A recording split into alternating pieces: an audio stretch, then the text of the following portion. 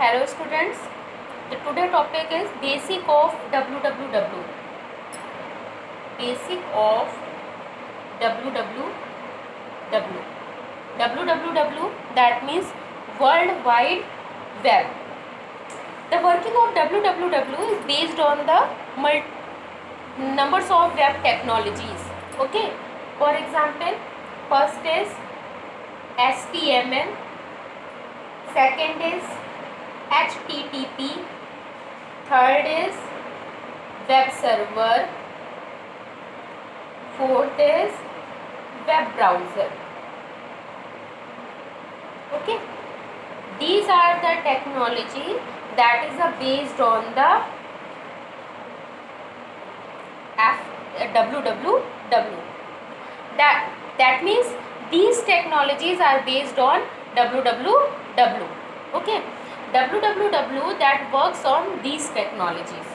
HTML, you know that HTML is a hypertext markup language. That means it is a language that is used to create web pages. Okay, or that travels over the web या over the internet. That contents travel over the internet. Okay. Next is a HTTP. HTTP that means hypertext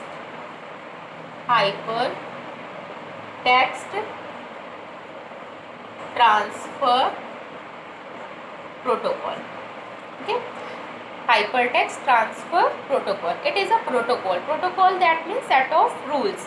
Okay, this protocol is used for communication and transport document over the large network like a internet. Okay, this protocol is used for communication and transportation.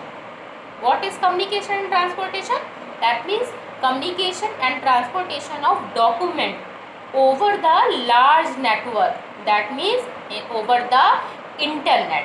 Okay, that means ये जो web content होते हैं, जो हमारी files होती हैं, ठीक है, उन फाइल्स को, दैट मीन्स आपने ये जो HTML के थ्रू एक वेब पेज बनाया, अब इस वेब पेज को इंटरनेट के थ्रू सेंड करना है, मतलब कि आपका वर्ल्ड में कोई भी इसको देख सके, कोई भी इसको वॉच कर सके, इसकी इंफॉर्मेशन को गेन कर सके जो वेब पेजेस में लिखी हुई हैं. ठीक है, आप जब HTML के थ्रू नोटपैड के थ्रू कोडिंग करते हो, फिर उसके ब्राउज़र पे ओपन करते हो, तो वो आपका वेब पेज है, लेकिन वो अभी वेब पेज आपका इंटरनेट से कनेक्टेड नहीं हुआ है.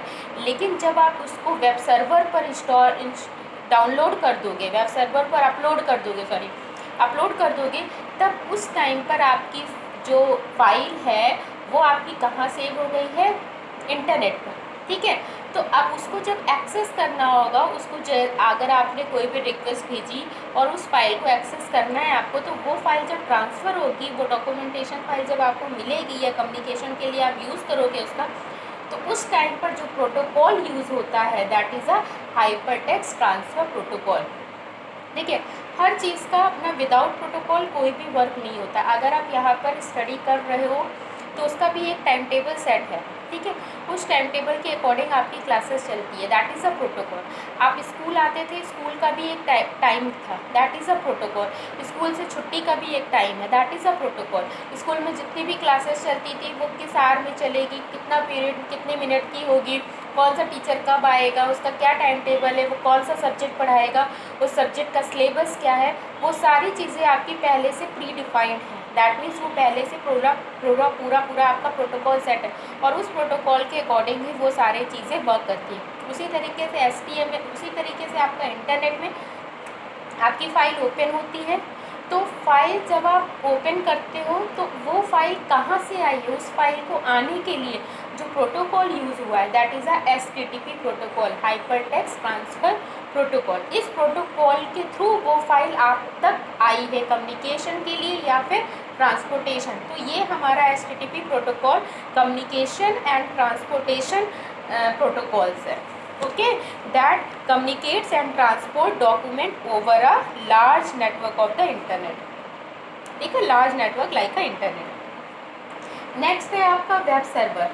What is a web server? Web server that means it is a host computer.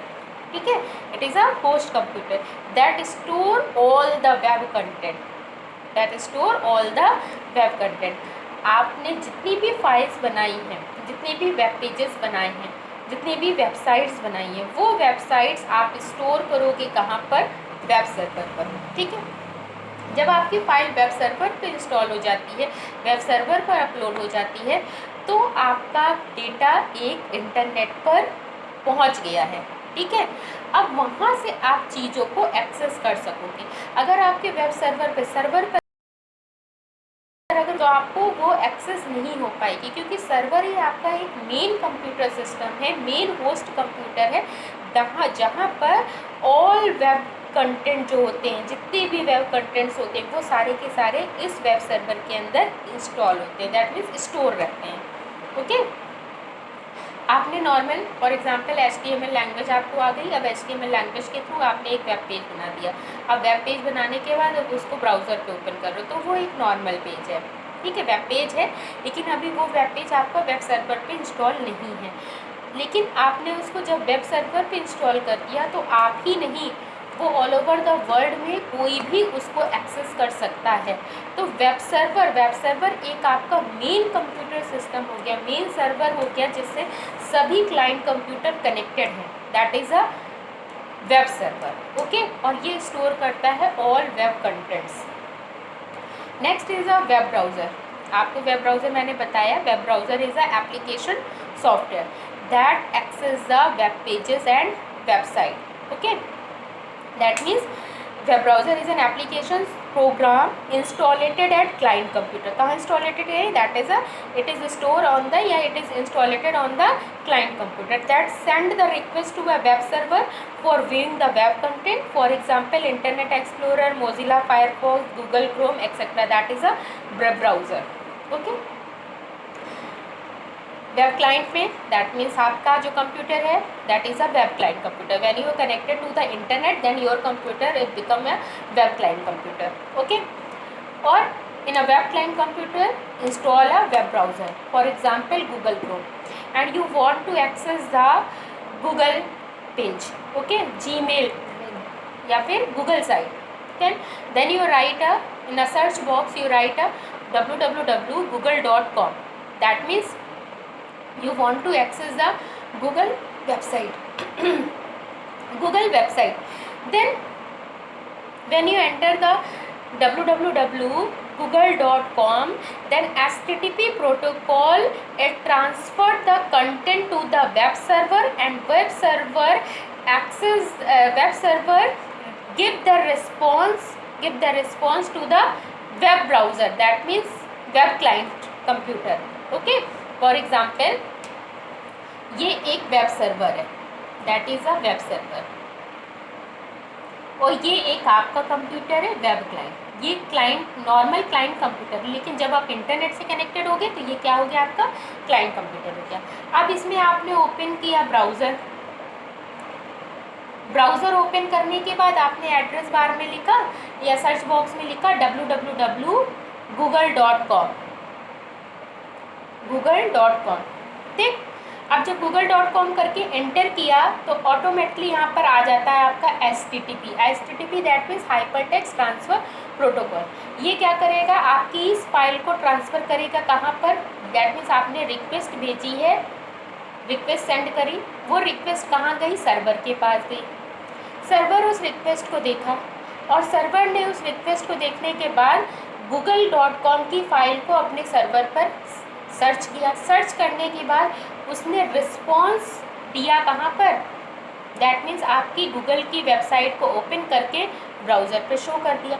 तो ब्राउज़र ही एक ऐसा सॉफ्टवेयर है जो कि हमारी वेबसाइट और वेब पेजेस को एक्सेस कर सकता है। अगर ये ब्राउज़र नहीं होता तो ना तो आप सर्वर को रिक्वेस्ट सेंड कर पाते और ना ही सर्वर रिस्पॉन्स सेंड कर पाता ब्राउज़र को। ठीक है, तो ब्राउज़र ही आपका एक ऐसा मीडियम है जो कि हमारी रिक्वेस्ट को सर्वर को भेजता है और सर्वर रिस्पॉन्स भेजता है ब्राउज़र को। Okay, so what is the difference between, next topic is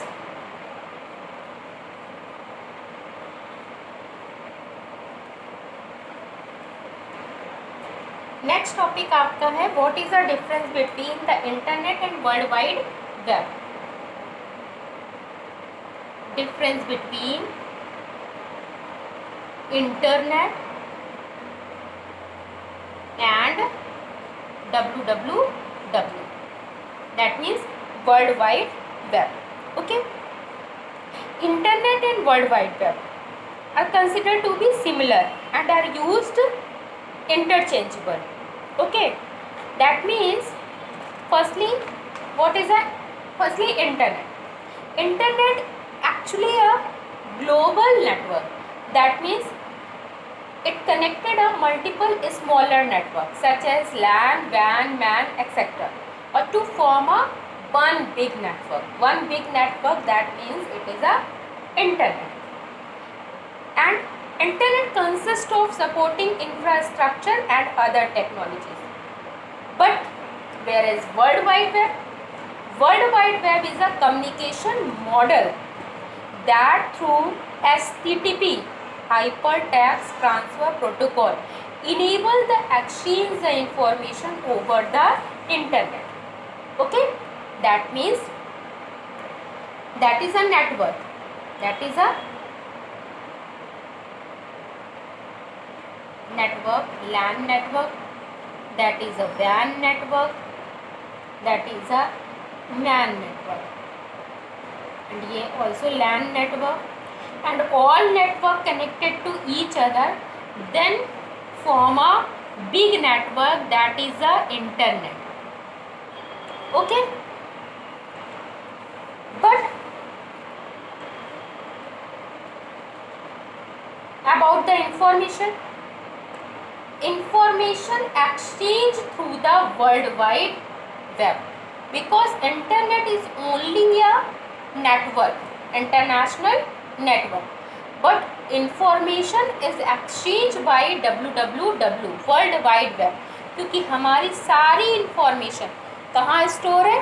world wide web के अंदर स्टोर है. World wide web, that means the world wide web का जो कंसोर्टियम होता है, ये कंसोर्टियम दैट मीन्स ये ऑर्गेनाइजेशन जो है, ये अपने अंदर जितनी भी आपके वेब कंटेंट होते हैं उनको स्टोर करता है, जहाँ पर सारे वेब सर्वर आपके यहाँ पर हैं, और इसी वेब सर्वर के अंदर हमारा पूरा डेटा स्टोर होता है. ठीक, तो जब आप रिक्वेस्ट भेजते हो, सेंड करते हो, तो रिक्वेस्ट आपकी नेटवर्क के थ्रू वहाँ तक पहुँच गई, लेकिन वहाँ से इंफॉर्मेशन आपकी आएगी कैसे?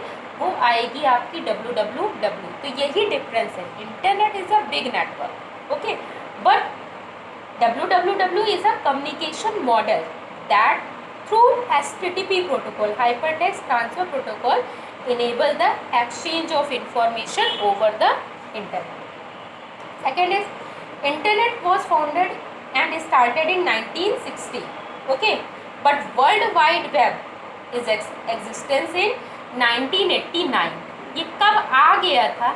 ये आ गया था आपका 1989, ठीक है, लेकिन इंटरनेट आपका बना कब था? दैट मीन्स आपका इंटरनेट नहीं कहेंगे, 1969 में तो आपका ARPANET आया था, बट एक तरीके से इसका स्टार्टेड कब हुआ था?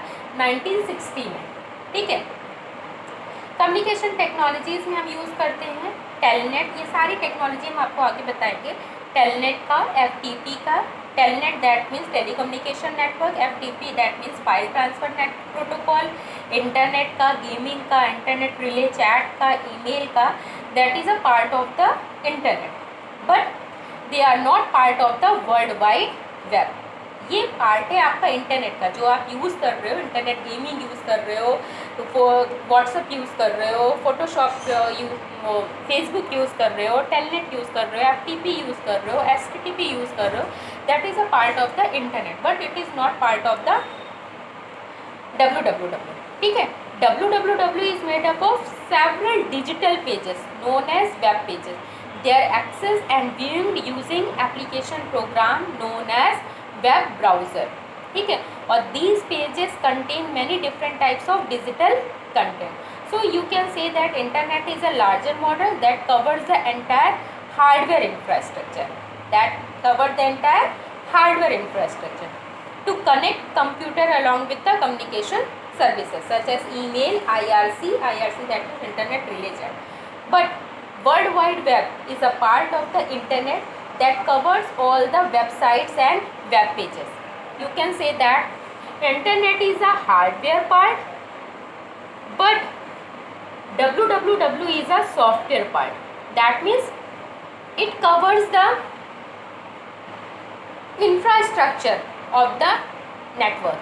That means infrastructure to connect computer along with the communication services such as email, internet gaming, etc. Whereas World Wide Web is a part of the internet. It is a part of the internet, but it is not like a internet. It is a part of the internet that covers all the websites and web pages, because in the World Wide Web that store all web pages and websites, and you access the websites and web pages through the internet, through the World Wide Web using internet. Okay, that is the difference between internet and World Wide Web. Okay, next is types of web server. Types of web server के हम नाम बताएंगे आप लोगों को. आपने web server सुना होगा, वेब ब्राउज़र भी सुना है. अब ये टाइप्स ऑफ वेब सर्वर है क्या? Different types of web server हैं आपके, जैसे अपाचे वेब सर्वर. अपाचे का एक वेब सर्वर है. सेकेंड है आपका IIS का वेब सर्वर है. IIS मतलब इंटरनेट इंफॉर्मेशन सर्विस, ठीक है. एनजीनिक्स का एक वेब सर्वर है. सन जावा का एक वेब सर्वर है, सन जावा सिस्टम वेब सर्वर. ठीक है. इसी तरीके से आपके जिगसॉ एक वेब सर्वर है, जिगसॉ. और आपका लाइट स्पीड एक वेब सर्वर है. ये सारे आपके वेब सर्वर है. Different types of web server होते हैं. ये आपके ऑलमोस्ट इतने वेब सर्वर्स हैं. ठीक है. देखिए, सबसे पहले Apache web server. Apache web server किसने डेवलप किया था? It is developed by Apache software organization. किसने? अपाचे की सॉफ्टवेयर ऑर्गेनाइजेशन ने इसको डेवलप किया था. Apache is a open source software and that can install it at almost all the operating system like Linux, Unix, Windows operating system and many more. But Apache server is an open source software. It can be customized easily. It more stable than any other web server. Make it easier to solve administrators issue. Okay. Apache किसने develop किया था? It is developed by Apache software organisation और it is a open source software. Open source software that means सभी लोग इसको use कर सकते हैं. इसके ऊपर कोई बाउंडेशन नहीं. इससे कोई आप ओपन सोर्स सॉफ्टवेयर उसे कहते हैं जिसमें आप उसको फ्री डाउनलोड कर सकते हो. वो कभी भी कहीं पर भी आपको उसको सर्च करोगे, सर्च करने के बाद आपको वो मिल जाएगा. आप उसको ईज़िली अपने सिस्टम पे डाउनलोड कर सकते हो. तो ऐसे इंस्टॉल कर सकते हो. तो ऐसे सॉफ्टवेयर को जो कि ओपन सोर्स सॉफ्टवेयर होते हैं, इन ओपन सोर्स सॉफ्टवेयर को हम कहीं पर भी किसी भी ऑपरेटिंग सिस्टम, उसके लिए कोई एक कॉन्फ़िगरेशन नहीं होता है कि इस कॉन्फ़िगरेशन पर ही ये सॉफ्टवेयर इंस्टॉल होगा. वो सभी कॉन्फ़िगरेशन पे इंस्टॉल हो जाता है. वो चाहे किसी भी ऑपरेटिंग सिस्टम पे इंस्टॉल हो जाता है. तो ऐसे सॉफ्टवेयर को हम ओपन सोर्स सॉफ्टवेयर कहते हैं. ठीक है. तो अपाचे आपका एक ओपन सोर्स सॉफ्टवेयर है. फिर नेक्स्ट है आपका IIS web server. IIS web server क्या है? Internet information services. और ये किसका प्रोडक्ट है? Is a product of Microsoft. इसको माइक्रोसॉफ्ट ने बनाया है. ठीक है. इसमें भी लाइक अपाचे वेब सर्वर सभी फीचर्स होते हैं. दैट मीन्स ये भी आपका एक ओपन सोर्स. अब बस एक चीज़ डिफरेंस है. There is one major difference. Apache is an open source software program but IIS is not a open source software program. Apache आपका ओपन सोर्स सॉफ्टवेयर था, लेकिन आपका IIS जो है ये ओपन सोर्स सॉफ्टवेयर नहीं है. दैट मीन्स इसको आप, क्योंकि ये माइक्रोसॉफ्ट वाला है, तो इसको आपको अगर इंस्टॉल करना है तो ये इसमें आपका ईज़िली आपको नहीं मिलेगा. ये पेड है. ये पेड वेब सर्वर है. इसको इंस्टॉल करने के लिए आपको इसको ओपन सोर्स एनवायरनमेंट में ये नहीं मिलता है. ये क्लोज्ड सॉफ्टवेयर है. ओके. क्लोज सोर्स सॉफ्टवेयर है.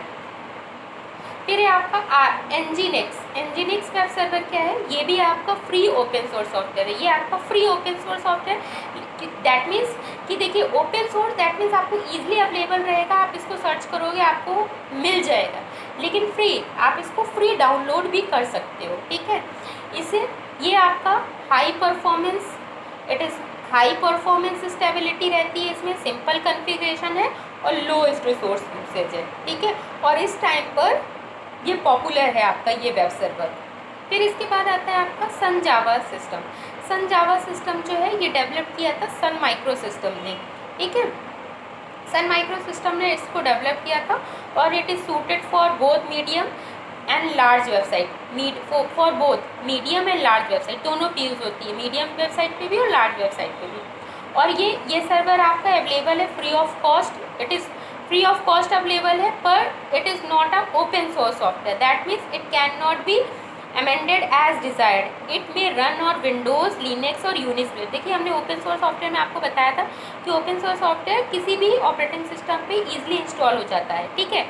लेकिन आपका ये जो सन जावा सिस्टम वेब सर्वर है ये आपको फ्री ऑफ कॉस्ट तो मिल जाएगा, लेकिन ये ओपन सोर्स सॉफ्टवेयर नहीं है। ओपन सोर्स सॉफ्टवेयर इसलिए नहीं है क्योंकि ये विंडोज़, लाइनेक्स, यूनिक्स प्लेटफॉर्म पर ही रन करता है और ऑपरेटिंग सिस्टम पे ये रन नहीं करता है, इस वजह से हम इसको कह रहे हैं it is not a open source software, ठीक है।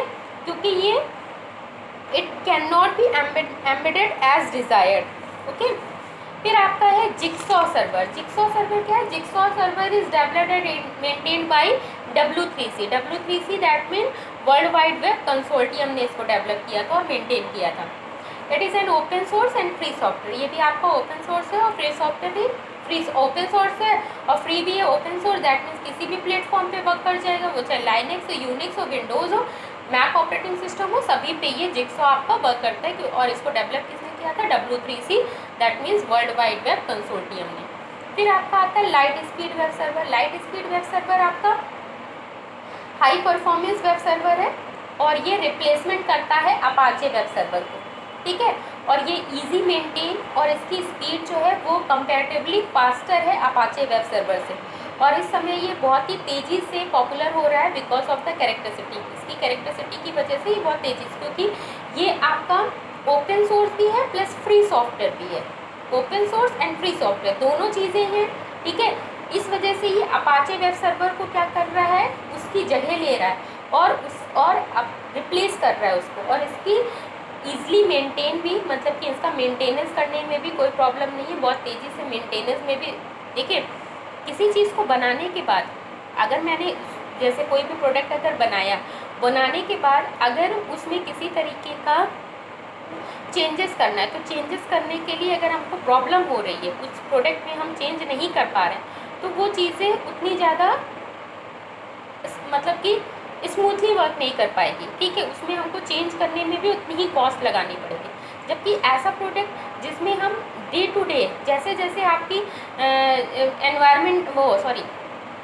जैसे जैसे आपकी रिक्वायरमेंट होती रहती, उस रिक्वायरमेंट के अकॉर्डिंग हम अपनी चीज़ों को चेंज करते रहते हैं। तो आप अगर अकॉर्डिंग टू रिक्वायरमेंट आप अपने डेटा को चेंज करना चाहते हो, अपने सॉफ्टवेयर को इम्प्रूव करना चाहते हो, तो विदाउट एनी कॉस्ट या फिर विद इन लो कॉस्ट आप उसको इम्प्रूव कर सको, तो वो चीज़ें बेटर कहलाती है, ठीक है। और जिसमें मेंटेनेंस चार्ज भी बहुत ज़्यादा लगता है, तो वो चीज़ें थोड़ी आपकी लो हो जाती है, ठीक। तो इसमें क्या है, ये इजी टू मेंटेन भी हो जाता है और स्पीड भी इसकी फास्ट है comparison to Apache web server, इसी वजह से ये बहुत पॉपुलर हो रहा है। Okay class, thank you.